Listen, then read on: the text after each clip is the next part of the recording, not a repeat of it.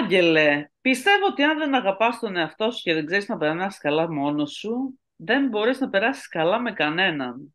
Συμφωνώ. Συμφωνείς? Συμφωνώ κάθετα. Οπότε ο αυνανισμός νομίζω ότι είναι το νούμερο ένα κλειδί για να ανοίξεις μια πόρτα η οποία λέγεται σεξουαλική ευχαρίστηση για τον καθένα που είναι πολύ ξεχωριστή. Από ποια ηλικία ξεκινάει ο αυνανισμός?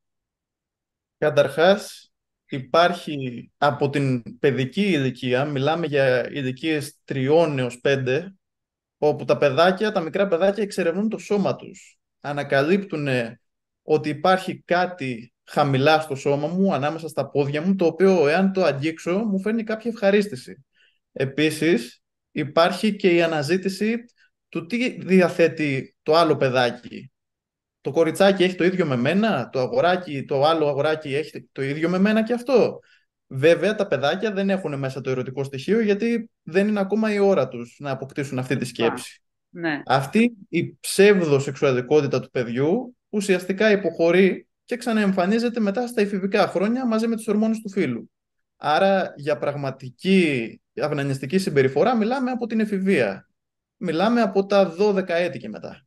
Σωστά. Τώρα ο αυνανισμός βέβαια για μια γυναίκα και για έναν άντρα πιστεύω ότι είναι λίγο διαφορετικό.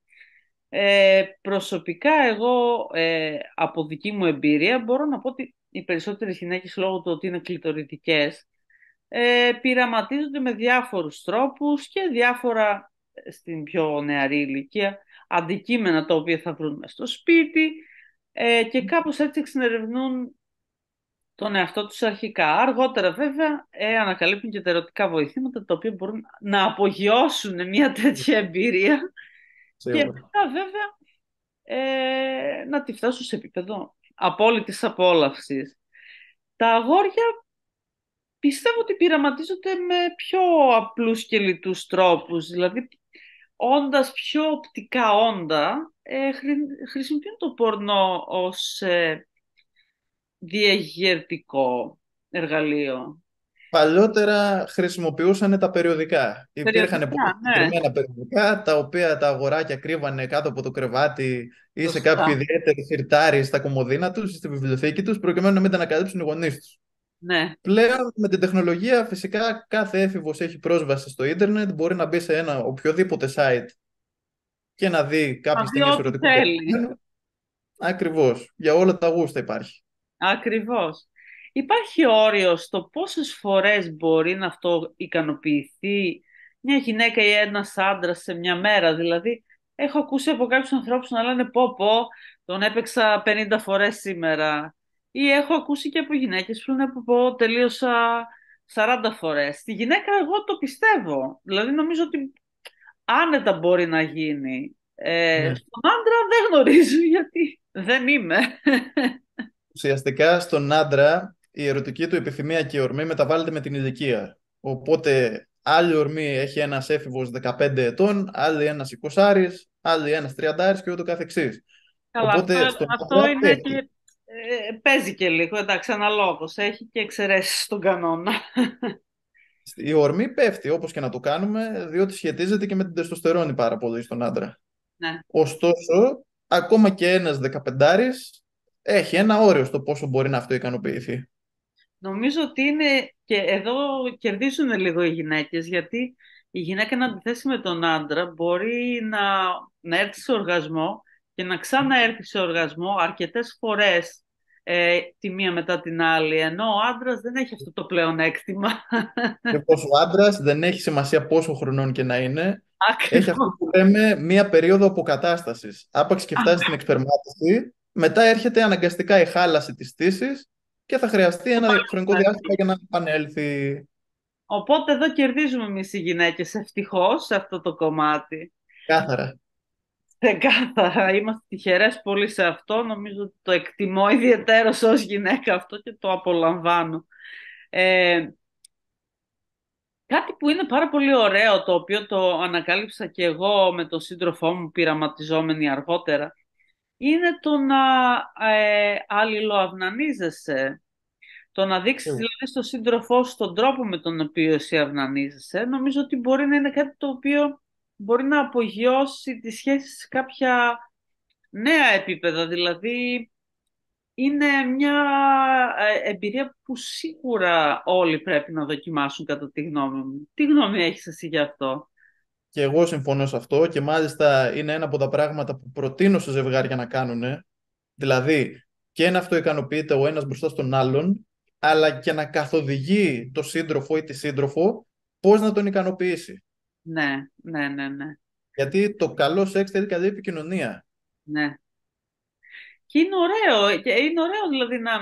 Εντάξει, υπάρχει διείσδυση, αλλά είναι ωραίο να προσπαθήσεις να ικανοποιήσεις τον σύντροφό σου όπως αυτό ικανοποιείται. Είναι ένα challenge για άτομα που θέλουν να πειραματιστούν και το θεωρώ προσωπικά πολύ ωραίο εργαλείο πειραματισμού. Δηλαδή είναι περίπου σαν αυτό που βιντεοσκοπείς το πώς κάνεις έρωτα με τον σύντροφό σου ή με χίλια δυο άλλα που πειραματίζονται, που είναι και πιο extreme. Αυτό δηλαδή είναι πολύ βασικό και extreme για εμένα, με την έννοια ότι έχει πολλές πτυχές και πολύ πράγμα για να... πολύ ζουμί το θέμα. Και θα σου πω ότι πολλοί κόσμος, πολλά ζευγάρια το βρίσκουν αρκετά δύσκολο να το κάνουν, διότι όλοι μας από την εφηβική μας ηλικία που ξεκινάει αυτό η ικανοποίηση, τη συσχετίζουμε ως κάτι κρυφό, ως κάτι το οποίο είναι καθαρά για εμένα, δεν πρέπει κανένας να ξέρει ότι το κάνω, πώς το κάνω, πόση ώρα το κάνω ή και με ποιο τρόπο το κάνω. Και να μην βάλουμε μέσα και το γεγονός ότι πολλοί από εμάς έχουμε πιαστεί από τους γονείς μας να αυνανιζόμαστε, όπου τους λένε δεν θα μπορέσεις να κάνεις παιδιά, θα τυφλωθείς, θα. Είναι αμαρτία, είναι κακό. Είναι αμαρτία, θα σε κάψει, δεν ξέρω τι. Το οποίο βέβαια είναι και λάθος κομμάτι που έχουν μάθει και αυτοί από τους γονείς τους και είναι καλό Ναι, ναι, ναι. να ξέρουν όλοι οι γονείς εκεί έξω ότι αν τύχει να πιάσεις το παιδί σου να αυνανίζεται, είναι κάτι το απολύτως φυσιολογικό και δεν θα έπρεπε να το κάνεις τόσο μεγάλο θέμα. Εγώ Όπως θα το πάω νομίζω ένα και... βήμα παραπέρα και θα σου πω πως όλοι οι γονείς οφείλουν να μιλήσουν στα παιδιά τους για το σώμα τους, για το τι Ακριβώς. θα νιώσουν μπαίνοντα στην εφηβεία και για την αυτοικανοποίηση, ότι είναι κάτι απολύτως φυσιολογικό να ικανοποιείς αυτή την ορμή και δεν πρέπει να ντρέπεσαι. Ναι, φυσικά εντάξει στο προσωπικό σου μέρος, δεν χρειάζεται να το κάνεις δημόσια, αλλά οκ. Σίγουρα Ναι, αυτά θα τα πούν οι γονείς και τα παιδιά θα τα ξέρουν από μόνα τους ναι, προφανώς, ναι, ναι, ναι. αλλά υπάρχει η γονεϊκότητα είναι απαραίτητη σε όλα αυτά. Νομίζω ότι και το να πιάσει και το σύντροφό σου να αυτό ικανοποιείται είναι λίγο ενοχοποιημένο, ενώ δεν θα έπρεπε. Οκ. Άλλο θέμα, κομμάτι η ερωτική επαφή, άλλο κομμάτι το να αυτό ικανοποιηθείς. Δηλαδή το να μιλάς ανοιχτά με τον σύντροφό σου και να πεις πω εγώ έκανα αυτό το πρωί και σε σκεφτόμουν π.χ. ή σκεφτόμουν και κάτι άλλο. Οκ. Είναι ωραίο στη σχέση, δίνει μια νέα πνοή νομίζω. Είναι πάντα θετικό. Απλά μερικοί το βλέπουν ως ταμπού. Αυτό ικανοποιήθηκε ή ο σύντροφός μου, άρα δεν είναι καλυμμένος, καλυμμένη από εμένα, δεν είναι παρκό. Δεν είναι έτσι. Άλλο το ένα, άλλο το άλλο. Ακριβώς. Τρώω με Αυτά είναι παρέα, τρώω μόνος μου. ανασφάλιστες. Αυτές είναι ανασφάλειες τις οποίες τρέφουν πολλοί άνθρωποι, οπότε Ναι, όταν έρθουν αντιμέτωποι με αυτή την κατάσταση ενεργοποιούνται. ακριβώς. Είναι λίγο υπερβολικά ενοχοποιημένο, ενώ είναι πολύ, πολύ, πολύ, πολύ φυσιολογικό τελικά. Αρκεί να μην φτάνουμε στο άλλο άκρο φυσικά, να μην υπάρχει μόνο αυτοικανοποίηση και καθόλου Αλλά επαφή. εντάξει, ναι, εκεί. Τα άκρα γενικά δεν είναι καλά, οπότε Έτσι. προτιμούμε τη συζήτηση και τις μέσες λύσεις που είναι οκ, για να νιώθουμε και εμείς οκ βέβαια. Ακριβώς. Ωραία λοιπόν Άγγελε, θα τα πούμε την επόμενη εβδομάδα με νέο καυτό θέμα όπως πάντα. Εννοείται. Καλή συνέχεια σε όλους. Χαίρετε.